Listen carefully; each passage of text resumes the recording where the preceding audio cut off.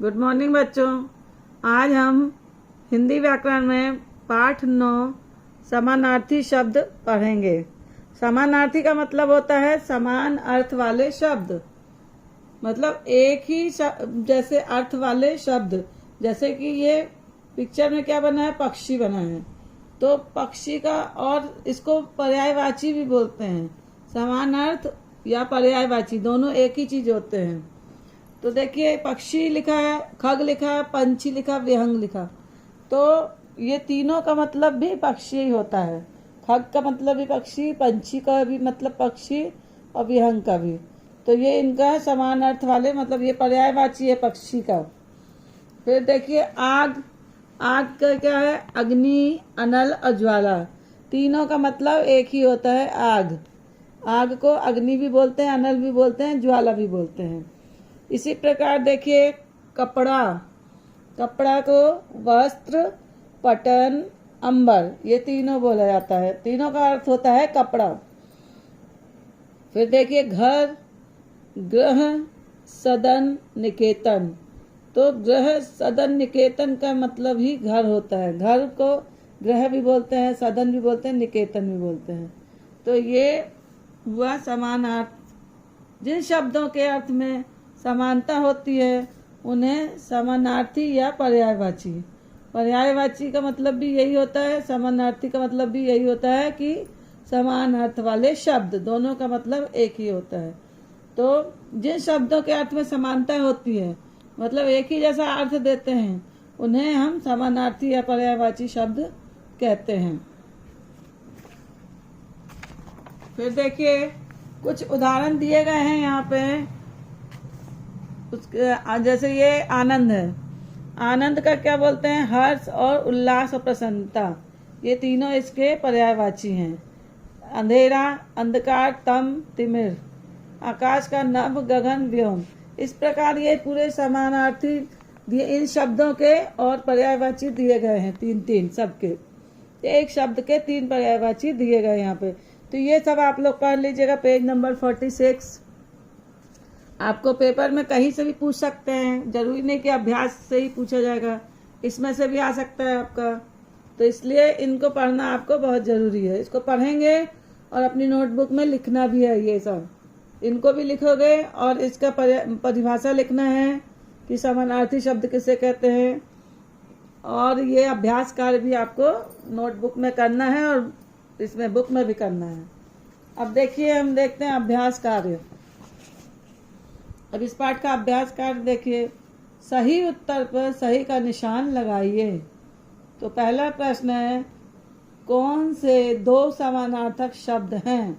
अब यहाँ कुछ शब्द दिए हैं लेकिन 2 एक जैसे कौन से हैं, बिजली और बादल। ये तो नहीं है, बिजली अलग होती, बादल अलग होता है। तनुज और अनुज दोनों अलग होता है।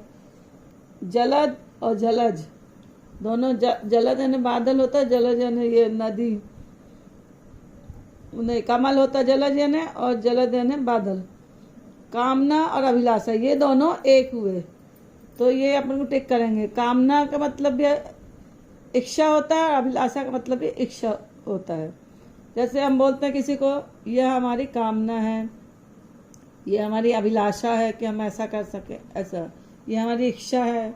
तो तीनों का अर्थ एक ही होता है, इसलिए ये दोनों एक हुए, तो इसको हम टिक करेंगे, समानार्थक शब्द हो गए ये। फिर ख देखिए, कौन से 2 समानार्थक शब्द नहीं हैं। अभी यहाँ पूछा था कि कौन से हैं, अब यहाँ पूछ रहा है कि कौन से नहीं हैं।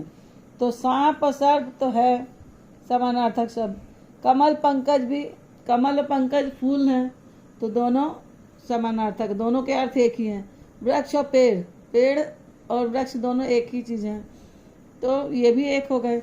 लेकिन यहाँ पे थर्ड वाला अमृत और आनंद, ये दोनों अलग अलग हैं। अमृत अलग है और आनंद अलग है। आनंद मतलब खुशी है ना, तो अमृत अलग चीज हो गई। फिर ग देखिए, बेमेल शब्द किस वर्ग में है। अब ये 3 शब्द दिए हैं, अब इसमें पूछा बेमेल, मतलब तीनों से मेल नहीं खा रहे हैं जो, वो कौन से में है, मतलब तीनों एक जैसे किस में है। तो पंछी, पक्षी और खग, आनंद, हर्ष, आग, अब देखिए ये तीनों एक ही चीज है, ये पक्षी का पर्यायवाची है। पक्षी को पंछी भी बोलते हैं, खग भी बोलते हैं। तो ये तीनों एक हुए, तो ये बेमेल नहीं हुए, ये मेल कर रहे हैं, मेल खा रहे हैं। फिर देखिए सेकंड में आंख, नेत्र और नयन। आंख को नेत्र भी बोलते हैं और नयन भी बोलते हैं। फिर थर्ड में देखिए आनंद, हर्ष और आग। तो आनंद और हर्ष एक ही हुआ, लेकिन आग अलग हो गया। आग का पर्यायवाची अनल होता है, और ये खुशी के पर्यायवाची आनंद और हर्ष और खुशी तीनों एक हुए। तो इसलिए ये दोनों अलग अलग हो गए। ये दो तो एक है, लेकिन ये तीसरा अलग है, इसलिए ये बेमेल हो गया। तो इसको हम टिक कर लेंगे। रात, निशा, रात्रि, ये तीनों एक ही चीज के नाम है, तो इसको ये नहीं आएगा, यही वाला आएगा, थर्ड वाला।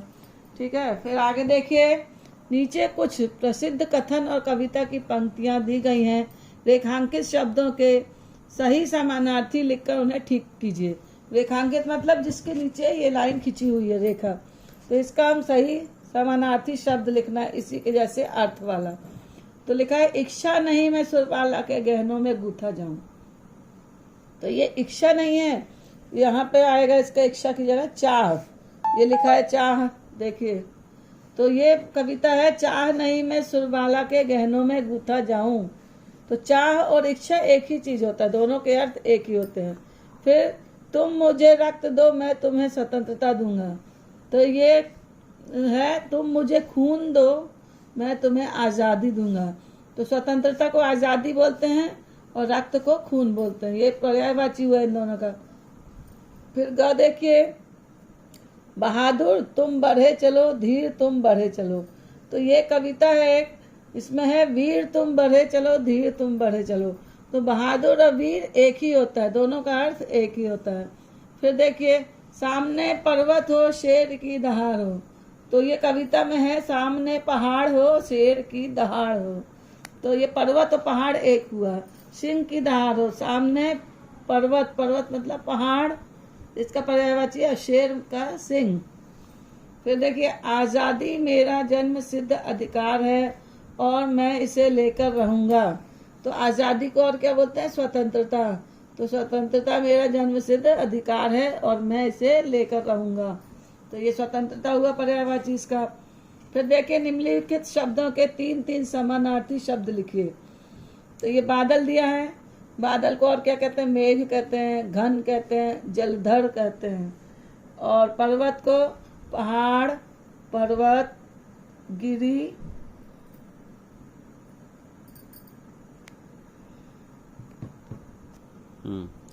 हाँ, पर्वत का समानार्थी देखिए, पहाड़, अचल और गिरी, ये तीनों का अर्थ होता है पर्वत। तो ये इसके समानार्थी शब्द हुए। जंगल का समानार्थी वन, कानन, जंगल, ये ग है जंगल। तो जंगल का पर्यायवाची क्या हुआ, समानार्थी या पर्यायवाची वन, अरण्य, कानन, ये तीनों का अर्थ होता है जंगल।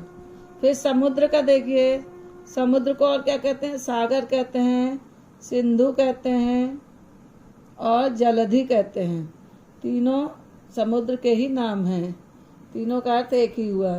फिर बिजली को क्या कहते हैं, चंचला, चपला और विद्युत, इस तीनों के अर्थ एक ही हुआ, बिजली। तो इस प्रकार ये समानार्थी शब्द, ये जो आप लोग समानार्थी शब्द के उदाहरण दिए ना, इनको पढ़ लोगे तो आपको ये एक्सरसाइज करने में भी आसानी रहेगी। और मान लीजिए कहीं से भी पूछा जाएगा तो आप बता सकते। तो इसको अच्छे से पढ़ लीजिएगा, 3-4 बार पढ़ेंगे तो आपको याद हो जाएगा कि किसको क्या होता है, किसका पर्यायवाची क्या होता है, समानार्थी या पर्यायवाची। तो ये आप कर लीजिएगा और अपने कॉपी में वर्क कर लीजिएगा इसका। और इसको आपको दोनों में करना है, कॉपी में भी और बुक में भी। ये नहीं कि बुक में कर लिया और छोड़ दिया, हम कॉपी भी चेक करेंगे, इसलिए कॉपी में भी वर्क चाहिए पूरा। जितना अभ्यास कार्य है ना, सब कॉपी में चाहिए। और जो आपको चैप्टर पढ़ाया जा रहा है उसकी परिभाषा, जैसे समानार्थी शब्द का आपको परिभाषा लिखना पड़ेगा। जैसे यहाँ एक छोटी परिभाषा भी दी है, समान अर्थ देने वाले शब्दों को समानार्थी या पर्यायवाची शब्द कहते हैं। ये भी लिख सकते हैं परिभाषा में, या सामने जो दिया है उसको भी लिख सकते हैं।